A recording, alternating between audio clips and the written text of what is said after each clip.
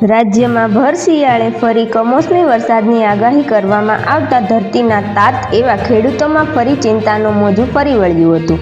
ત્યારે cyclonic circulation સક્રિય થતાં વાતાવરણમાં પલટો જોવા મળી રહ્યો છે। આગામી 2 થી 3 દિવસ વાદળછાયું વાતાવરણ રહેવાની સંભાવના પણ હવામાન વિભાગ દ્વારા વ્યક્ત કરાઈ છે।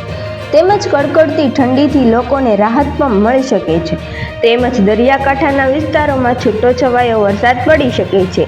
આ બાબતે હવામાન વિભાગના વૈજ્ઞાનિક રામાશ્રયે જણાવ્યું હતું કે આગામી 2 દિવસ ગુજરાતના બનાસકાંઠા, અરવલ્લી, અમદાવાદ, ગાંધીનગર, વલસાડ, નવસારી, સુરત, દમણ અને દાદર નગર હવેલી ત્યારે સૌરાષ્ટ્રના અમુક વિસ્તારોમાં હળવો વરસાદ થઈ શકે છે, જેમાં ભાવનગર, અમરેલી, ગીર સોમનાથ અને રાજકોટમાં વરસાદની શક્યતા છે। બસ હાલ માટે એટલી જ અપડેટ। જો તમને અમારા ગુજરાતી સમાચાર પસંદ આવે તો તેને લાઇક, શેર અને સબસ્ક્રાઇબ કરજો।